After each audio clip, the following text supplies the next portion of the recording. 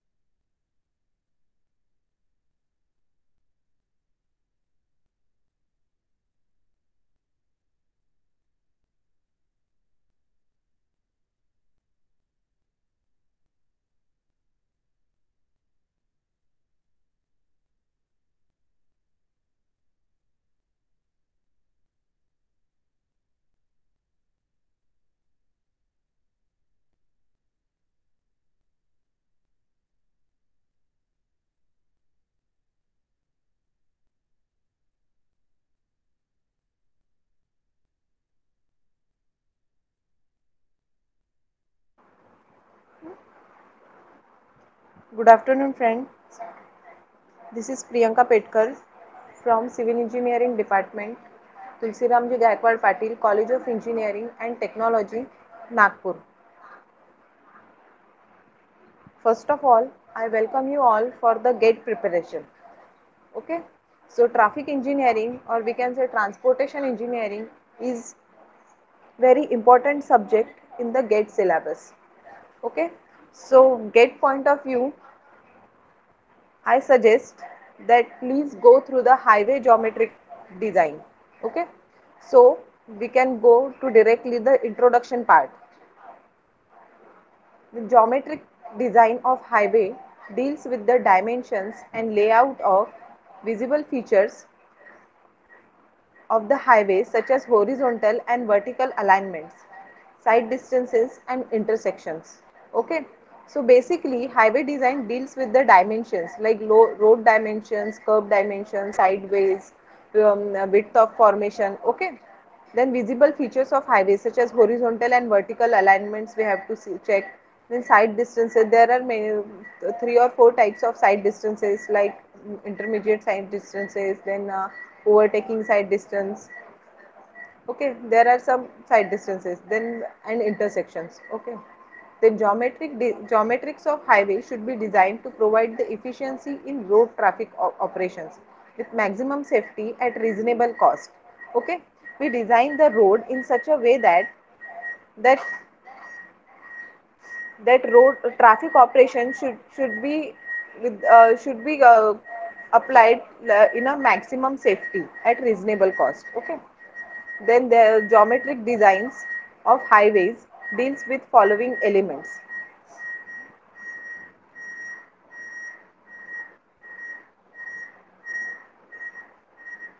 Cross First of all, cross section elements,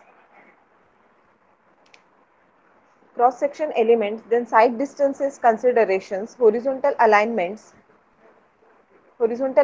details, then vertical alignment details and intersection elements. First of all, we see the cross section elements. Okay, today's our first lecture, or we mainly focused on cross section elements. So pavements, in these cross sections elements, in this there are some certain factors like pavement surface characteristics, width of pavement, cross slope or camber, median or traffic separator, curbs, road margins and width of formations.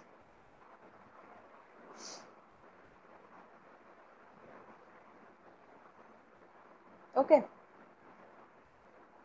then in this you can clearly see the cross section of road. Okay, so the path on which the vehicles are traveled, the, that path is called, it's a traveled way. Okay, Then the with side slope, or we can say traveled way plus shoulder, it is roadway. Okay. Then there is hinge point. Then hinge point is point where the slope rate changes. Okay. Then clear zone, the that area along the side of the traveled way, including the shoulder, that is available for recovery of the errant vehicle. Okay. Then pavement surface characteristics. So there are many pavement surface for safe and comfortable driving. Four aspects of the pavement surfaces are important. First one is the friction between the wheels and the pavement surfaces. Then smoothness of the road surface, the light reflection characteristics of the top of pavement surface, and drainage to water. Okay, these are some of the pavement surface characteristics. Then width of pavement and carriageway.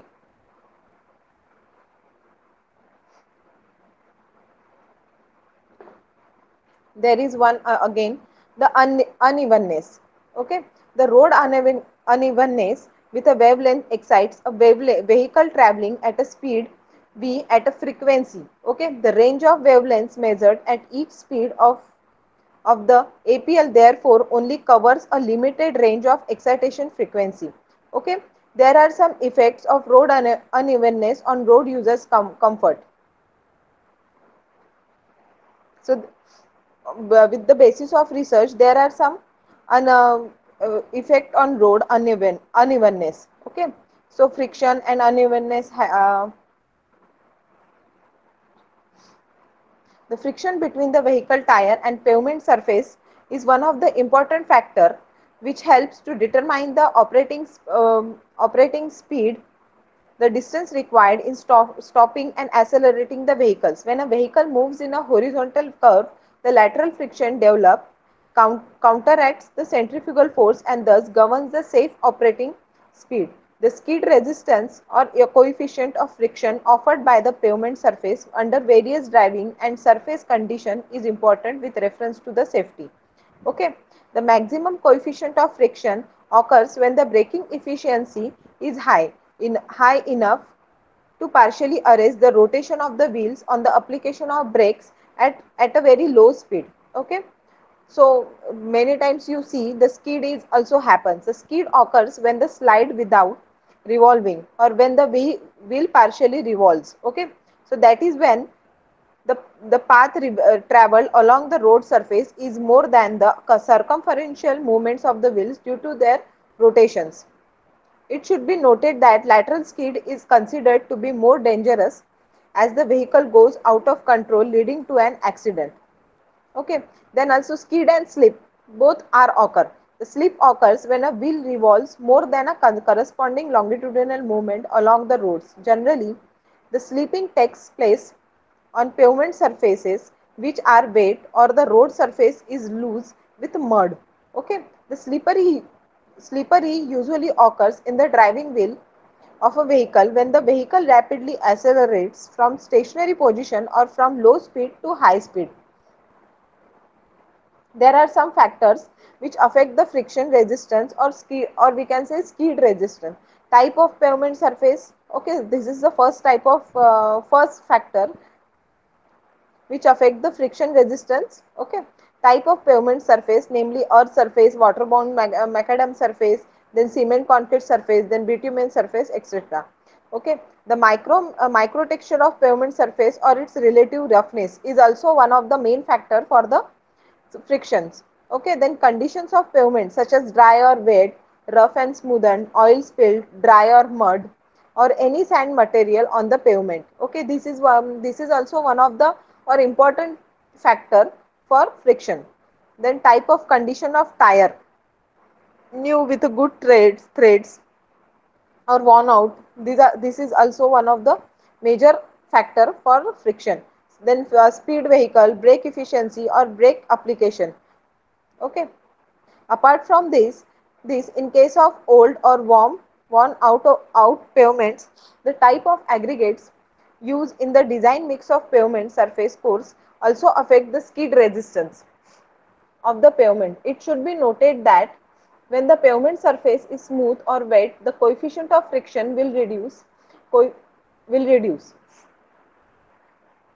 The coefficient of friction also decreases slightly with an increase in temperature, tire pressure and load. Okay, this is about the friction. Then we can see about the unevenness of the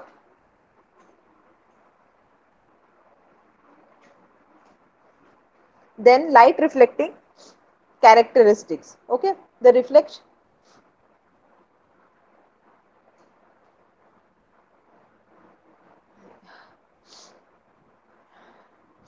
One second.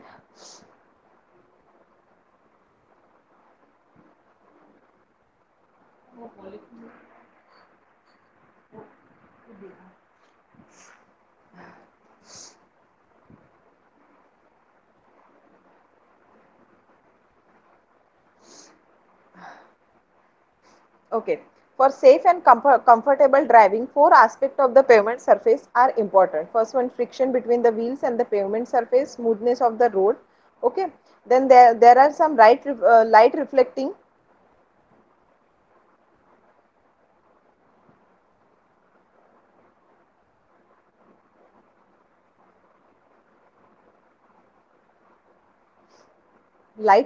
characteristics. Okay.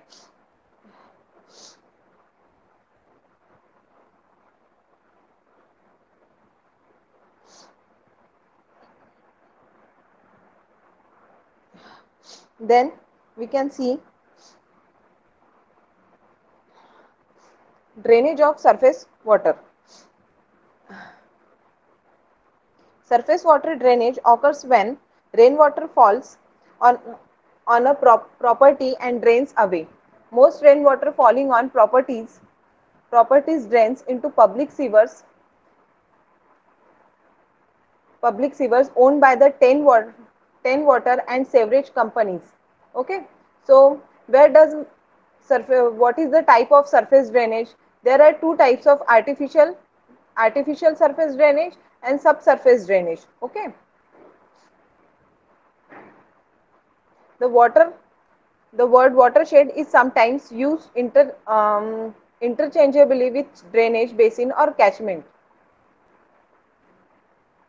Why surface drainage is important? Surface drainage ensures that any rainwater which runs off your property's roof or paved one second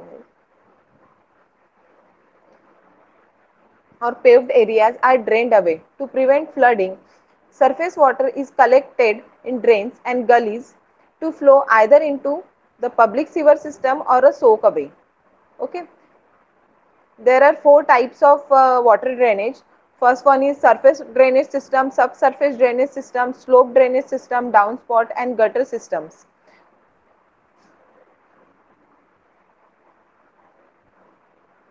There are three types of drainage systems. Surface drainage is the removal of excess of water from the surface of the land.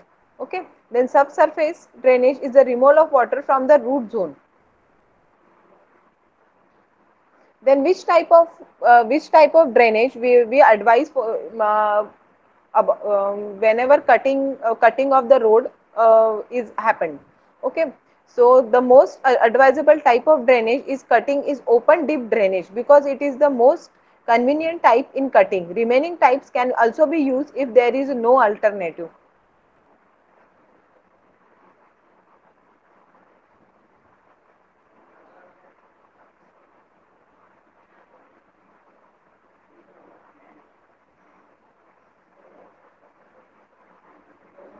There are some four methods which are commonly used for the subsurface drainage. Okay, so there are four main types of routes for subsurface drainage system: corrugated and PVC slotted subsurface pipes, mold drainages, okay, including mold drains over collector pipe system, and gravel mold drains.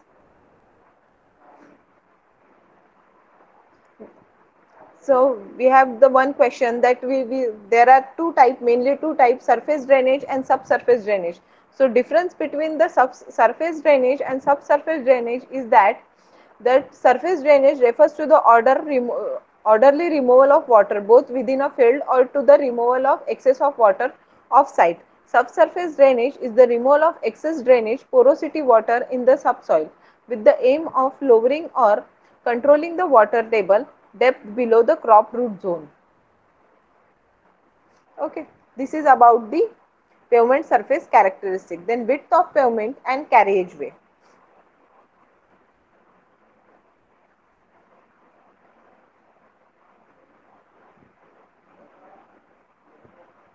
It is the total width of road on which vehicles are allowed to move. Okay, so we in the second yes, in this slide we say we can see the width of carriageway. Okay, traveled way is also the width of carriageway.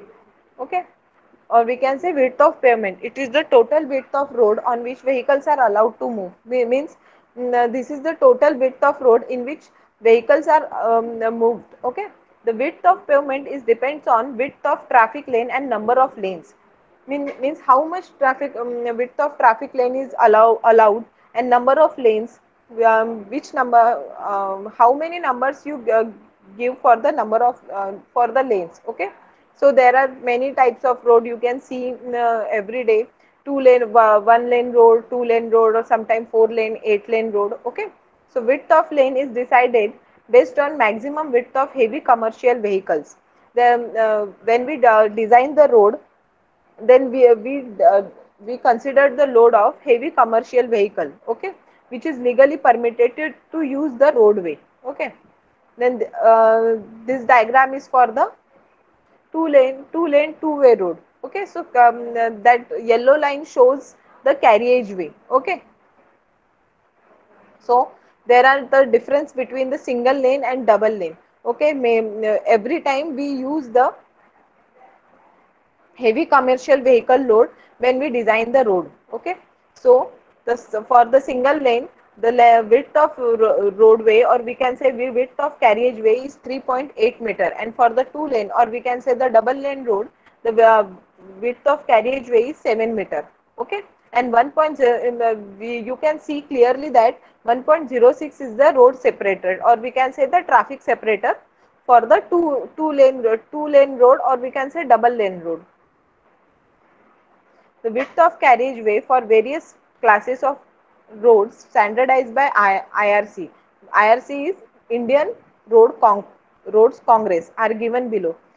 First one is the single lane road, two lanes road without race curbs, then two lanes. This is all this is standardized. Okay, so single lane road, the width of carriageway is 3.75 meter. Then for two lanes road without raised curbs, so that is for this, the width of carriageway is 7 meter. Then for two lanes road with raised curbs, the length of or we can say the width of carriageway is 7.5 meter. Okay, then intermediate carriageway, the width of carriageway is 5.5 meter. Then multi-lane pavements, the width of for per lane, the width of carriageway is 3.5 meter for per lane. Okay, then cross slope, cross slope or camber is the slope provided to the road surface in the transfer direction to drain off the rainwater from the road surface.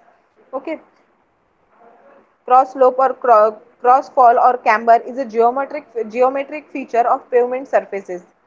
The transfer slope with respect to the horizon. It is very important safety factor. Cross slope is provided to provide a drainage gradient so that water will run off the surface to to a drainage system such as a street gutter or ditch.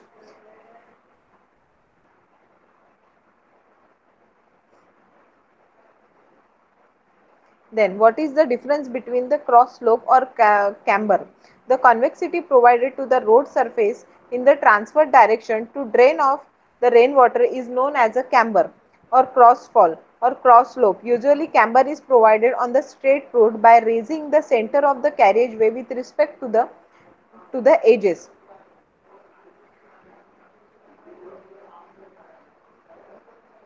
So, what is the cross slope of a country? Okay, the cross slope is the angle around the vertical axis between the horizontal line that is perpendicular to the road center line and the surfaces. Okay, then what is the cross slope of a road? Slopes are described by the vertical rise or fall per unit of horizontal distances. For example, the recommended slope for a paved road cross section is a 14 inches rise from shoulder to crown for each foot or horizontal road width.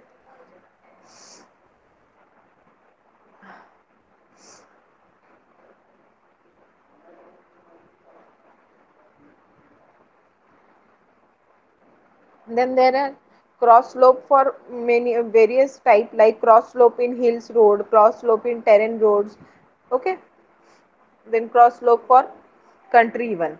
So drainage and disposal of water from pavement is considered because of the following reason: to maintain the stability, surface condition and increase life of pavement. To maintain the So first of all, there are some following reasons why we give the why we provide the cross slope. To maintain, first reason is that to maintain the stability, then surface condition and increase the life of pavement. For increasing the life of pavement, and we also give the stability to the structure. Then to prevent stripping of bitumen from the aggregates. Okay, so stripping of bitumen means the from aggregate to prevent slipping of vehicles running at high speed. The rate of camber or cross slope is usually designed by 1 in n or may also be expressed as a percentage. The required camber of a pavement depends on the type of pavement surface and amount of rainfall.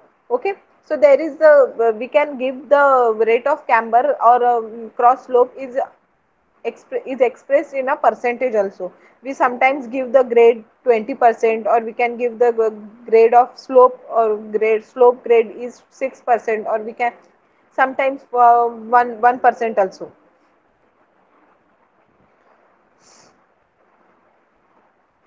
When the angle is 18 degree, then grade is 32.5 percentage. If the angle is 19 degree, then 34.4% is the grade. Then if the angle is 20%, then the angle for the gradient, slope versus gradients. Okay, so that is also when the angle is 20%, then the grade is 36.4 percentage. Okay, sometimes we give the grade of 6% also. A 6% slope means that the road elevation changes 6 feet for every 100 feet, okay, of horizontal distances. And if we sometimes give the 1% slope also. So 1% as a decimal is 0.01, and hence the slope is 0.01. That means for a run of pipe of a certain length, the rise must be 0.01 times the length. Thus, for the example, since the length of the run is 80 feet, which means 80 into 12 is 960 inches, the rise must be 0.01 into 960, that is 9.6 inches. Okay. Sometimes we provide the grade of 60 percentage.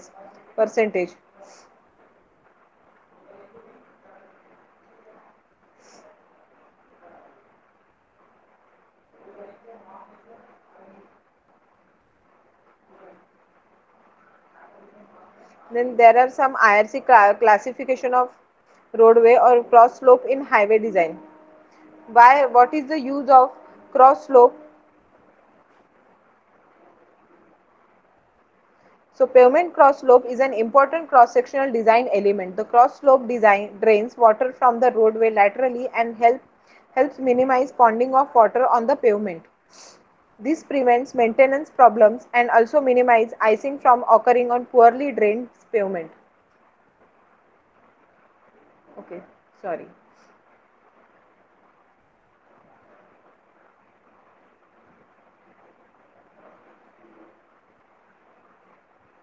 Okay, this is about the cross slope or camber. Okay, so to prevent the values of camber recommended by IRC for different types of roads. So first one is cement, concrete and thick bituminous surface. The heavy rainfall, if the in areas there is heavy rainfall or sometimes the low rainfall, There are areas where divided into heavy rainfall and low rainfall. Okay. So for cement concrete road, or we can say the thick bituminous surface, if it is there, then 1 in 50, or we can give the 2% grade, slope grade. Okay. And if the rainfall is very low, then 1 in 60, or we can say 1.7% grade. Then thin bituminous surface, for thin bituminous surface 1 in 40, or we can say 2.5% grade we can give provide. Okay. And for low rainfall area 1 in 50, or 2% grade we provide for transportation. Okay. For for the road carriage, width of carriageway, or we can say for the road transportation, waterborne macadam and gravel pavement is there. Then the for the heavy rainfall 1 in 33, or we can say the 3% grade we can provide. Okay. And if the area is very low, comes under the low rainfall area, then we provide 1 in 40% grade, or the 2.5% grade. Then the fourth one is earth road.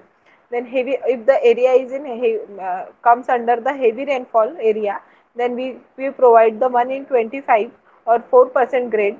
And the area comes under the low rainfall area, then 1 in 33, or 3%. Okay. These are the shapes of cross slope. Okay. First one is parabolic camber, then straight line, and second one is straight line camber, then combination of straight line and parabola camber. Then median or traffic separator.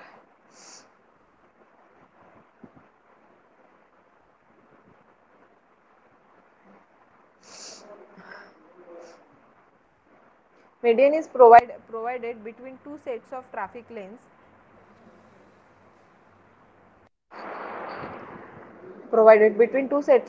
lanes, intended to divide the traffic moving in moving directions. Okay. The main function of the median is to prevent head-on collision between vehicles moving in opposite direction on adjacent lane. The traffic separators used may be in the form of pavement markings, physical dividers, or area separators.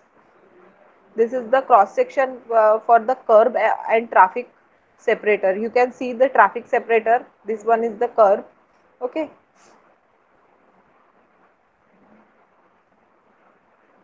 Curb, also termed as a curb, is a vertical or sloping member provided along the edge of a pavement or shoulder to give strength and protect the edge of the pavement.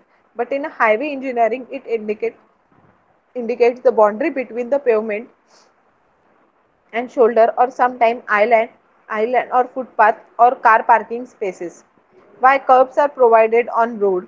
So barrier types of type curb, they are designed to discourage vehicles from leaving the pavement. They are provided when there is a considerable amount of pedestrian traffic. The curbs are provided at pavement edges between the pavement edge and shoulders. They provide lateral confinement and stability to the pavement. Then what is the height of the curb? It is desirable to provide curbs on urban road. The height of this curb is about 10 centimeter above the pavement edge, with a slope which allows the vehicle to climb easily. Okay, for mountain curb 10 centimeter, semi barrier type of curb, then 15 centimeter we give the height. Then barrier type of curb, that is 20 centimeter.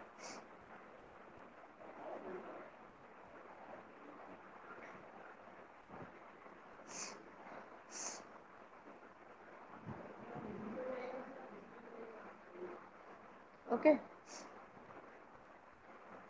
Then the width of medians for roads standardized by IRC, that is Indian Road Concretes, are given below. First one is expressway.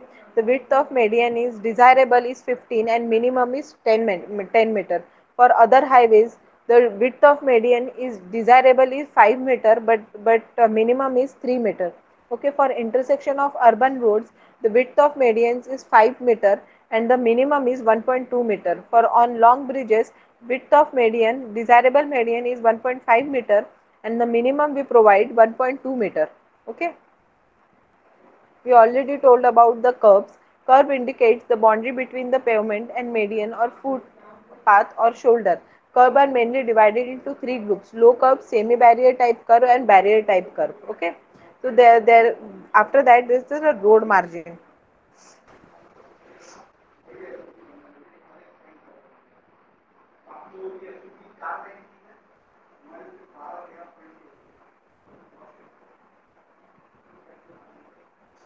Road margins are the various cross-section elements of the road except carriageway or pavement way width. Various road margins are shoulder, footpath, cycle tracks, then frontage paths, driveways, layways, side slope, and guide rails. Okay, what are the elements of the uh, road margin? The portion of the road beyond the carriageway and the roadway can be generally called road margins. Different elements of road margins are shoulder, parking lanes, bus bays, cycle track, footpath, and guardrails. Okay, what are the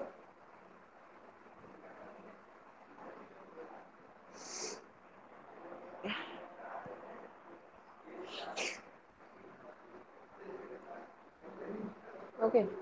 These are the some elements included in the road margin. Then width of formation.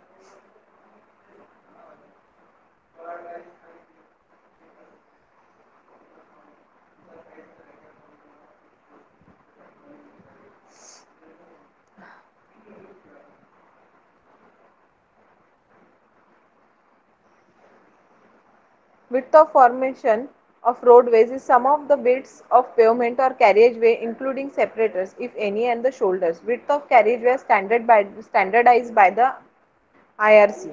The width of formation or roadway width is the sum of the widths of pavements or carriageway including separators and shoulders. This does not include the extra land in formatting, cutting.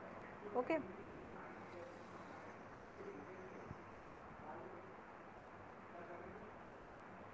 So how do we get find out the width of formation? The formation width of the road is sum of the width of medians plus lanes plus verges plus shoulders.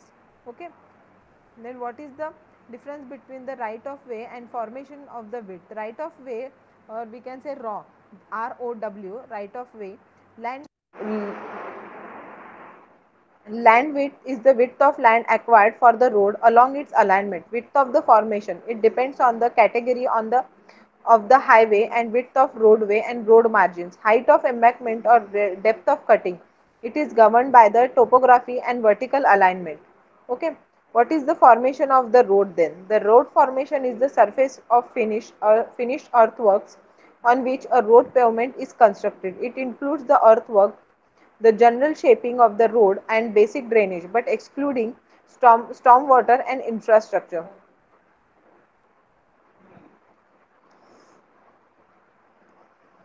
Then the road classification.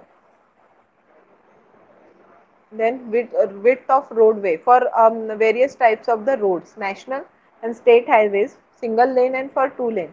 Okay, so for single lane, 12 meter is for plain and rolling terrain. If the area is a mountainous or steep terrain, then the 6.25 meter. Okay, for two lane again 12 meter for plain and rolling terrain. But if the area is mountainous or steep terrain, then the width of roadway is 8.8 meter. Okay, for major district roads, if the road is single lane, then the width of the roadway is 9 meter for plain and rolling terrain and the 4.75 meter for mountainous or steep. Okay, and for two lane, if the width of roadway is 9 meter for plain and rolling terrain and the in the mountain on the mountainous or steep terrain surface or area, we can't give the two lane road. Okay, for other district roads, single lane road, the plain and width of the roadway for plain and rolling terrain 7.5 meter, and for the mountainous and steep terrain the 4.75 meter. Okay, village roads and single lane road. Generally, village roads are single lane road. The road width of roadway is 7.5 meter for plain and rolling terrain, and if the area is a mountainous, then 4 meter is the width of roadway. Okay. Then there are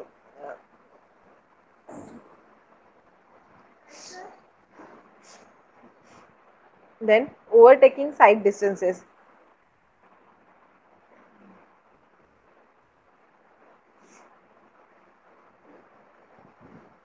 There are many side distances. there are 3 or 4 types of side distances. Generally, there are 5 types of stopping side distances, then overtaking side distances, intermediate side distances, headlight side distances, and interacting roads. Okay, so this is also the part of the traffic engineering, or we can say the highway engineering. First is the intermediate side distances is defined as for same overtaking side distances for safe overtaking operation. Headlight side distance is the distance visible to a driver during night driving under the illumination of headlights. Safe side distances. Okay, so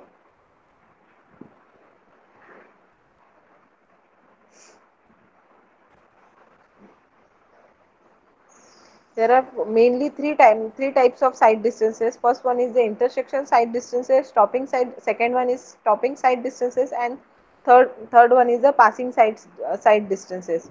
Okay. Then passing side distance is defined as the smallest side distance which is required on two-lane highway at any point to stop the vehicle safely without colliding with other vehicles on roadway or any roadside debris.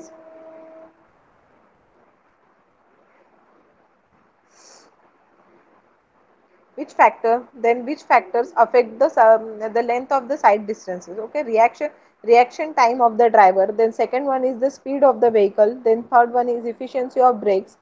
Then the frictional resistance between the tire and the road. Then gradient of the road. These are the mainly these are the main factors which affect the length of the side distance. What are the 4 requirements for the side distance? Okay, the stopping side distance, then decision side distance, passing side distance, and intersection side distance are the main main 4 requirements for the sides. Then why side distance is important? Adequate side distance provide drivers with a sufficient time to identify and appropriately react to all elements of the road environment, including other road users and hazards. Side distances are particularly important in areas where pedestrians and bicycles are known to cross the roads. Okay, so this is about the then overtaking side distance is the minimum distance open to the vision of the driver of a vehicle intending to overtake the slow vehicle ahead safely against the traffic in the opposite direction. Okay, these are some of the factors which affect on the overtaking side distance. Speed of the overtaking, then overtaken speed of the overtaking vehicle and overtaken vehicle coming from the opposite direction, then rate of acceleration of the overtaken vehicle, spacing between the vehicles, skill and reaction time of the driver, then gradient of the roadway. Thank you for attending the lecture. I hope this will, if you have any query, please tell me, and I hope this